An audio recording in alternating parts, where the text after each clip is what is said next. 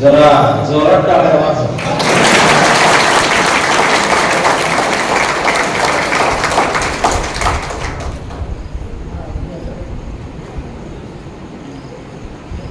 प्रास्ताविकामध्ये बयानं सांगितलं की जयंतीचा अध्यक्ष मुस्लिम आहे.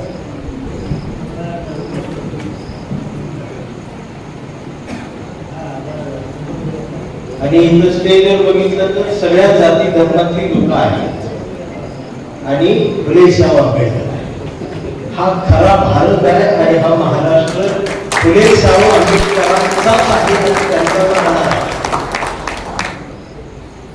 ही विचारधारा आहे. आणि शिव शाहू फुले आंबेडकर या विचारानं जो जगतो त्याला संध्याकाळी शांत झोप लागत असते. ती निवांत झोप. त्याला एवढं माहित असते की मी योग्य ट्रॅकवर आहे. आता काय काय जण सत्तेसाठी इकडे तिकडे जातात तर मनात हेच आहे की मला माहिती. आणि एवढ्या तळागाळात सर्व जाती धर्माला घट्ट बांधून सत्ताधारी पक्षाच्या खुर्चीवर असून सुद्धा माणसात मिसळणारा नगराध्यक्ष बघायला मिळाला की महाराष्ट्र सुखात आहे असं जरा कुठेतरी कारण आमची लोक एवढं कनेक्ट अजिबात ती झाल्या त्याच्यावरच तुमचं मोठे पण चालू पण माझ्या लक्षात आलं. आज आम्ही शाहू महाराजांची जयंती साजरी करतो.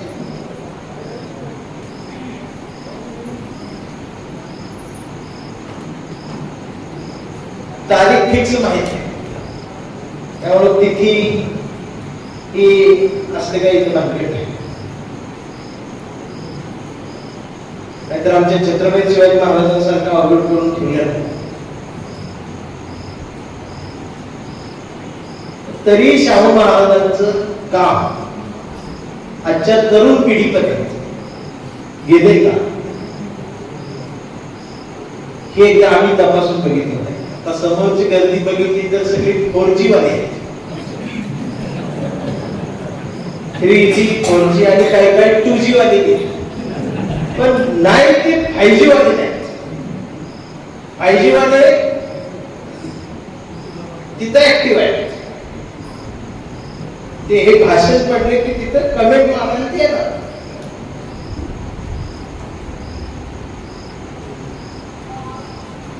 संवेदना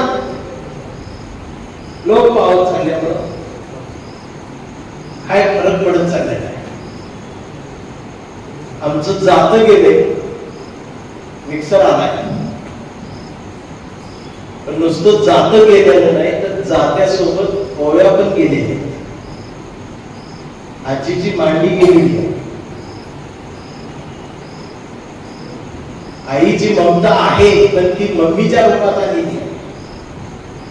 बाळ रडते म्हणून आता आई काफेत येत नाही तर मम्मी बाळाला मोबाईल हातात देते. आणि अशा परिस्थितीत हे महापुरुष पुन्हा पुन्हा पेराविषयी वाटत आहेत. आजही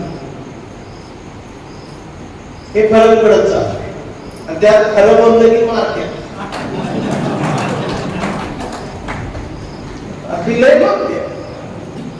मी काय कुठल्या धर्माच्या विरोधात, मी जी कट्टर म्हणते ना त्याच्या विरोधात. हल्ली चौकात गेले तर कोण म्हणतोय मी हिंदू, मी मुस्लिम, मी चामा, मी ढोक, मी मा, मी ह्या, मी त्या. मग मी मध्ये जाऊन ज्यावेळेला म्हणतो मी भारतीय तर मग मागते हे नवीन काय आलं तर म्हणजे मी जुना आहे.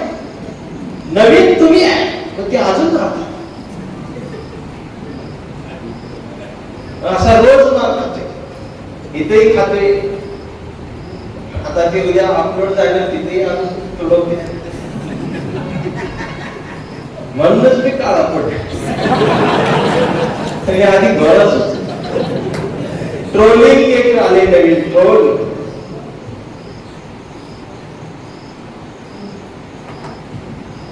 म्हणजे पुरुषालाही केलं जातं आणि स्त्रीला सुद्धा केलं.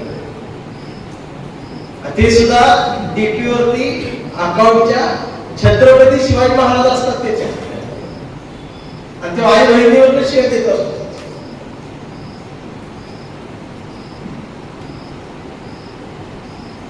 आम्ही कुणाची असलो तरी अमृताताई फडणवीसांच्या पोस्ट खाली सुद्धा ज्यावेळेला शिव्या येतात, घाणेरड्या शब्दात कमी येतात, त्यावेळेला सुद्धा मला वेदनाच होता की आम्ही समजून घेतलं पाहिजे आम्ही नेमकं त्या पिढीला काय द्यायला लागलो. ग्रंथालयासाठी मोर्चा काढणारा समाज राहिलाय का?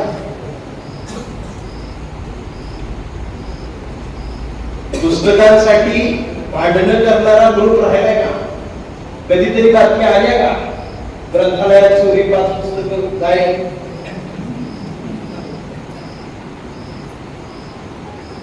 असं होत नाही. काय लुटायचं हीच आम्हाला अजून कळलं. त्यामुळं भारत आणि भारतीय ही नातं आज महत्वाचं. आमच्या मेंदूमध्ये शिक्षणाचा ध्यास नाही, बुद्धीमध्ये ज्ञानाचा वास नाही. आडाणी नाही आम्ही थोडेफार शिकलो. 1ली ते 10वी रोज प्रतिज्ञा बोललो, भारत माझा देश. काही नाही, सगळे पोलिओचे डोस जेव्हा आम्हाला कळत सुद्धा नव्हतं तेव्हापासून पितो आहे. भारत माझा देश आहे. इथे येऊन बघा, प्रत्येकाच्या तोंडाला फेस आहे. सारे भारतीय माझे बांधव आहे. कौरवांनाही लाजवतील असे चारा खाऊ पांडव आहे. विष्णवासारख्या नगरी होता, इथं प्रत्येक हाताला काम आहे. कारण बाबरीच्या ढिगाऱ्या खालून बुद्ध आहे आणि हातात इथं राम आहे. भाकरी मागणाऱ्यांचा आवाज एकाकी पडत चाललाय, पण जगाच्या नकाशात आमचा देश तसा रडत चालला.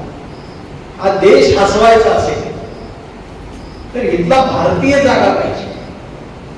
इथलं समाजकारण, राजकारण, साहित्यकारण बदललं पाहिजे. या नव्या पिढीला आता काहीतरी वेगळं दिलं पाहिजे.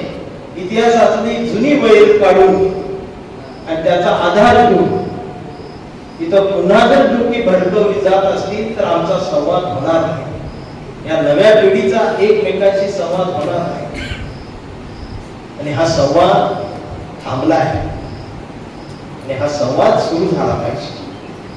मी कोणाच्याच विरोधात नाही. मी तर म्हणतोय सगळीच पाहिजे. हिरवं पाहिजे, पिवळं पाहिजे, निळं पाहिजे, भगवं पाहिजे, आता पांढरं आहे, सगळं पाहिजे. रोजचा मोर्चा पाहिजे, आंदोलन पाहिजे, दंगा पाहिजे, घोडघोस पाहिजे. त्याच्याशिवाय पण महाराष्ट्रात मजा नाही. सगळंच प्रेम असल्यावर तेव्हा बी करमायचं आम्हाला. असं काय झालं बोलायचं हे पाहिजे, पण माणूस मेला नाही पाहिजे याची काळजी घेतली पाहिजे. त्याची आज गरज आहे. आणि असं बोलल्यावर मारते.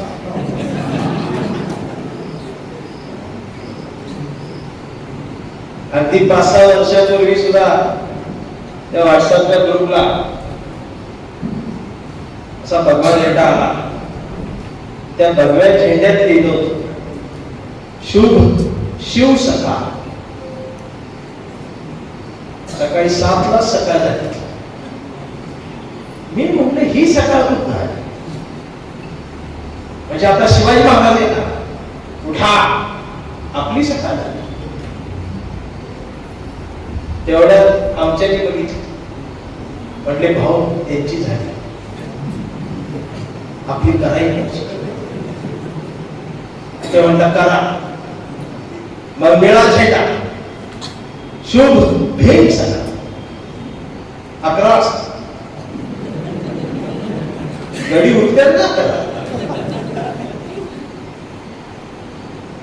मग शिव सकाळ, भेट सकाळ सुरू झाल्यावर 3रा जागा लागला. म्हणलं आपलं पण पाहिजे काहीतरी. मार्केटमध्ये आपण कुठंच नाही. ते म्हणलं करा. म्हणला रंग पिवळा आहे ना, करायची कोणाच्या ना. ते म्हणलं शुभ अन्न सकाळ. अण्णा बाबा ते म्हणलं अण्णा सकाळ बरोबर. मग लहू असतात, मग शुभ लहू सकाळ.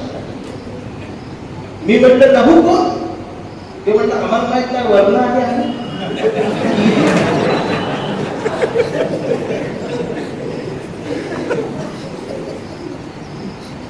महाराष्ट्रातल्या आमची चांबा लागून आता पेटल्या, त्यांना रोहिदास सकाळ करायचे,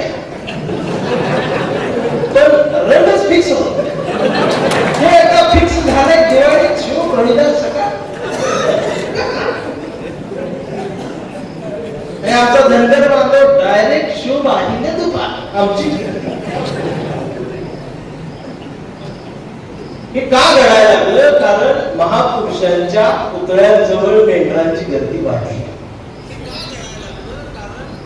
आणि ही पुतळ्यांजवळ वाढलेली मेंढरांची गर्दी ही समाजासाठी धोक्याची.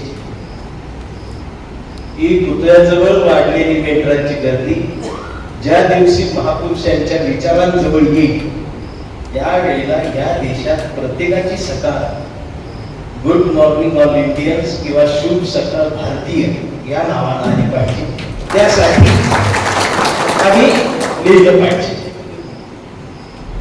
आता भारतीय म्हटल्यावर परत मला अजून माझी जातच नाही.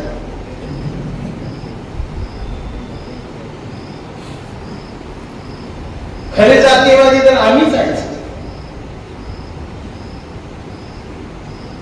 एखादा भेटतो, काय नाव? गायकवाड. गायकवाड म्हटल्यावर प्रॉब्लेम, 2-3 समाजात गायकवाड. आता गायकवाड म्हटल्यावर गाव अहमदपूर. अच्छा, इकडं या बाजूला का त्या बाजूला? परत विचार करते तेव्हा घर त्या बाजूला आहे, भावकी या बाजूला. परत अवघड. आता काय करू? ती परवा तुमच्या चुलतींची मुलगी लग्न झालं, ती कुठे दिली? ती इकडे शिवून असत. त्यांचं आडनाव काय? कांबळे.